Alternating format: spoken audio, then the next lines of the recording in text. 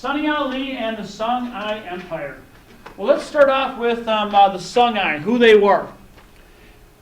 It's important to know that the Songhai are basically like a separate ethnic group living in the Mali Empire. So they start off as a separate group living in the Mali Empire, and because they're inside the Mali Empire, they have to pay taxes to the Mali kings. They also have to kneel before the Mali kings. So when we look at our map here, the Songhai are from this region of Gao, which is located right here. They're from the region of Gao. They start off as a fishing and trading village. Gao is kind of like the center of their city, their ethnic group, the Songhai. Mali is located more over here. They come in and they take over the Songhai. So they take them over. And the Songhai are not happy about it. They have to bow before their kings. They have to pay taxes. They don't like it. They don't want to be part of their empire. But they're taken over. They're a defeated people. So the Songhai start off as a defeated people. The Mali defeated them. They have 17 kings who are forced to bow before the Mali kings. They see that Mali has all this. They have control of the gold, salt trade. They are rich. And there is a rivalry. The Songhai want what the Mali have. The Mali are on top. And Mali's on top for 265 years. For 17 kings. That all changes when Songhai Ali comes to power. Songhai Ali, how I would describe him, would be ruthless, cruel, effective, and brilliant. Especially a brilliant military leader. But he was ruthless. And there are many historical accounts that show that he was ruthless, that you did not want to cross him. The best comparison in history that we've learned about already would be Shi Huangdi of the Qin dynasty. You can compare him pretty closely to Shi Huangdi of the Qin dynasty, who was able to grab power of the Qin dynasty away from the period of warring states. So when Songhai Ali comes to power, Mali is in decline. The leaders are more interested in beautifying the city. They're not keeping the military up. People are raiding the gold, and Songhai Ali sees a chance to grab power. So he raises his military, and he focuses on the navy. And again, navy is like water attacks by sea, is the navy. Now, if you look at this map, you're like, was he attacked by the Atlantic Ocean? No. He used the Niger River. He used the Niger River. So let's take a look at this right here. We got the city of Gao, which is on the Niger River. But then you got Timbuktu, major city. Jenny, major city we just saw in our video. And the first capital of the Mali Empire, Niamey. Songhai Ali can basically see that if you want to control the empire, you need to control the river and the major cities. And if you take that, pretty much you have the empire. So his strategy is based upon building ships, making navy attacks, then having horses and soldiers follow along, and he attacks the river cities, which are the lifeblood of the empire. And all the gold travels along the river. So the gold from the gold salt trade travels along the river because it's just a more efficient way to move things.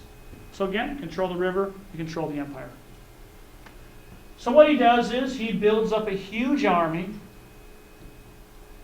in Gao. He alerts the governor, who's in charge of, not the emperor, but the governor of Timbuktu. He alerts him and tells him that he's coming. And that be ready, I am coming, I'm going to take the city. You can join me. The governor of Timbuktu flees with the military there. They know they can't defeat Songhai Ali. His military is too powerful. So he comes in and no one's there to protect the city.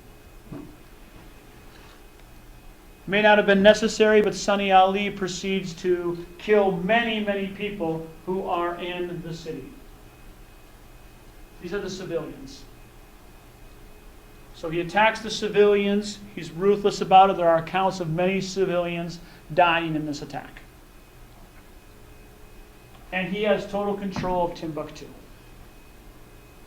The year is 1468 when this happens. 1468 is basically referred to as when the Songhai Empire begins, and it's basically like the beginning of the end of the Mali Empire. So we kind of have a transition period here, 1468 to 1500s, when it goes from being the Mali Empire into the Songhai Empire. This is also the time period that Sunny Ali continues to go and takes river cities. All right, so he takes Timbuktu. Then he continues down to the city of Jenny. The city of Jenny, though, is a battle, as your book said. I believe your book says he besieged it for 7 years before he takes it over. So it is a fight to get the city, because Mali knows if they lose Jenny, they pretty much lose another trading city, and the fight is over. So they make the stand that Jenny was where the Songhai and the Mali basically have their fight for the empire. And he's able to win. Not only is he able to win, takes the city, and then he marries the queen, as your book says. Which again, the guy's a boss. So, he takes the city of Jenny, and he's able to continue on, taking the city of Niani, and then he has control of the empire. We'll go back to our slide here. He creates a dominant empire, but it's also a very violent empire.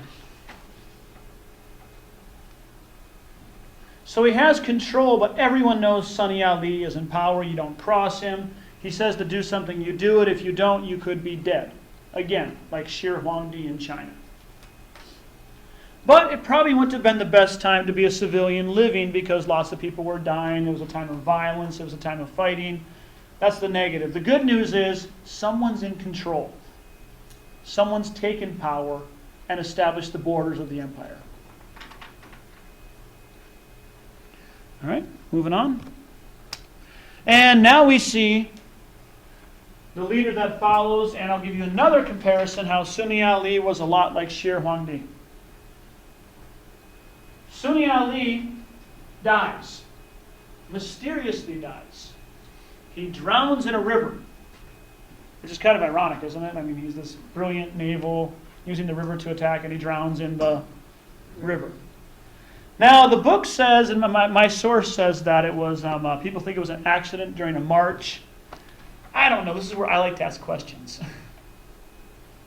So he made this many enemies. He killed this many people. He was this dominant. How many enemies do you think Sunny Ali had? A lot. And he drowns in a river. I don't know if I'm buying that. I don't know if I'm buying that this was an accident. I might be wrong. It could have been a total accident. We don't know. We weren't there. We have to look at historical evidence. Maybe there's some writings on this that need to be found yet. But I got a hunch, and it's just a hunch, an inference. I think maybe someone killed him. Now, that's my inference. No facts. But how many of you think that it's a possibility? At least something you could explore as a possibility. Okay. He dies in 1492, which is a very interesting year, because that's also the same year that Columbus takes 3 old, broken down Spanish ships with a bunch of people who were in debt and prisoners, and accidentally finds America that same year. That's pretty much one way to describe it. Same year, 1492, that Sunny Ali dies. And then Askia Muhammad takes power in the Songhai Empire. And this is the golden age of the Songhai Empire, and quite possibly the golden age of empires in West Africa during his rule. Askia Muhammad, he takes power because he overthrows Sunny Ali's son. Again, another connection to Shi Huangdi. The son comes in and can't take the place of the tyrant, hard father. Askia Muhammad kills him, overthrows him with the military. But Askia Muhammad, what he does is, he does increase the size of the military. He does increase the size of the empire. But he also makes a new system of laws. He encourages new ideas in math and science. And he invites scholars from outside to come into the Songhai Empire. So again, make sure you're getting all these notes down because this is what you're going to use to write your paper. If you don't get notes, it's impossible to write the paper. So it's a time of peace and stability, and it still has a strong central government. So it's kind of like you get the best of both. You get the strong government, you know who's in charge, but it's a much better time to live. Now, also, I'm going to have you look at two maps here, and I'm going to draw another conclusion. I look at this map, and I see where the borders are for the Empire of Songhai. And they go all the way up to the city of Tagaza, which is right up here, the city of Tagaza, right there. Now, if I flip back, and I go to an older map we used, right there, and then I find the city of Tagaza, and what would be the advantage of taking over the city of Tagaza? Salt mines. They were trading their gold for salt. Do they have to trade anymore? No. And they control it now. They control many of the salt mines. Which again would bring a lot more resources into the empire, which would make them even stronger. However, what we learn is that after Askia Muhammad is the next emperors aren't as strong as he is. The empire begins to decline a little bit. Now, it's not like it's declining and things are getting horrible. It's kind of like it peaks, Askia Muhammad's in power, then it goes down a little bit, and then it stops. And it's done. There's one thing that kills the empire. And that would be technology. Why does this empire fall? Because of technology. The Moroccan army from North Africa is able to come in and invade. What do they have that the Songhai Empire doesn't have? Say it out loud. Guns. They have guns. They have cannons. So the Moroccans have guns and cannons. Songhai doesn't. The Moroccans have fewer soldiers, but they're able to win because they have better technology. Now, the real big question to ask is, why do the Moroccans have guns and Songhai doesn't? You know, here's what I want you to do. I'm going to pause this for a minute. And I want you to turn to the person you're sitting with right now. What do we think here? Go ahead in the back. They traded with China. Awesome. What did China have? Gunpowder. Gunpowder. China had gunpowder. In the areas of the Middle East, Baghdad, that area, they're able to turn gunpowder into guns. So we got gunpowder, which starts here as firecrackers. I got to talk loud so they can hear me. So I got gunpowder back here. This becomes guns in the Middle East, which then can be traded over here. Who's got the advantage in geography? Morocco, because pretty much these guys have to trade with the North Africans to get most of their things. West Africa is more isolated. There's not as much cultural diffusion with other empires going on. A lot of that's because of the geography, the Sahara Desert, and then you have rainforest over here in this part of Africa. They're isolated. Morocco has more access to trade. More cultural diffusion leads to better technology. The only reason why Morocco wins is because they're more blessed geographically. And that's why they're able to defeat them. It has nothing to do with intelligence, it has nothing to do with actually leadership, because the leaders weren't any better. You know, it's like if I'm a coach of a football team and my guys are wearing pads and the other guys aren't, my team's still probably going to win. Does that make sense? Not because I'm a brilliant coach, because I have better technology. So, what happens is Songhai Empire falls in 1590 because of the attack.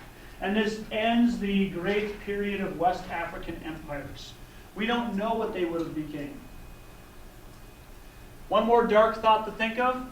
This is right around the same time as the peak of the slave trade in West Africa. And there was no large, powerful empire during the peak of the slave trade. And that's what we'll talk about in our next chapter on slavery and colonialism in Africa and Latin America.